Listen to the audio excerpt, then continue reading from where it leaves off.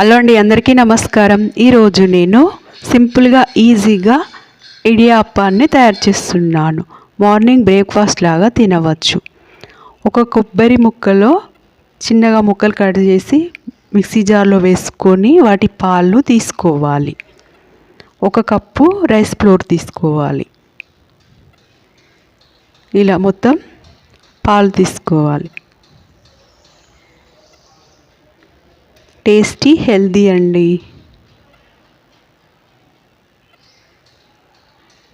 ఇలా పాలు తీసుకొని స్టవ్ వెలిగించి కడాయి పెట్టుకొని అందులో ఈ పాలు పోసి వేడి చేసుకోవాలి. అర స్పూను సాల్ట్ వేసుకొని మొత్తం దగ్గరికి వచ్చేంత వరకు కలుపుకోవాలి. ఒక కప్పు రైస్ ఫ్లోర్ వేసుకొని దగ్గరికి వచ్చేంత వరకు కుక్ చేసుకోవాలి.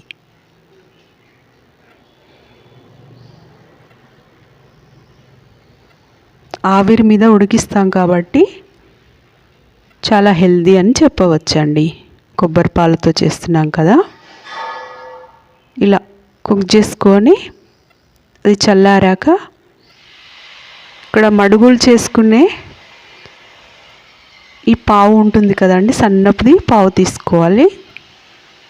ఇలా రంధ్రాలు సన్నగా ఉన్నది తీసుకొని అందులో కొంచెం ఆయిల్ రాసి చిన్న చిన్న ముద్దలుగా వేసుకోవాలి. ఇలా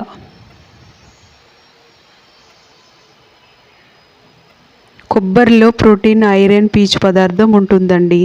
పచ్చి కొబ్బరిని చక్కగా మిక్సీ జార్లో మెత్తగా పేస్ట్లా తయారు చేసి పాలు చేసుకొని పాలు కూడా తాగవచ్చు. చాలా హెల్దీ అండి. రక్తహీనత ఉన్న వారికి చాలా ఉపయోగకరంగా ఉంటుంది. ఈ ఇడ్లీ పాత్రలో చక్కగా ఆయిల్ రాసి అందులో ఇలా మడుగులాగా తయారు చేసి వేసుకోవాలి. స్టవ్ వెలిగించి దానిపై ఇలా కుక్ చేసుకోవాలి. ఒక 10 మినిట్స్ కుక్ చేస్తే చక్కగా కుక్ అవుతాయి. ఇలా కుక్ చేసుకున్నాక సర్వ్ చేసుకోవాలి.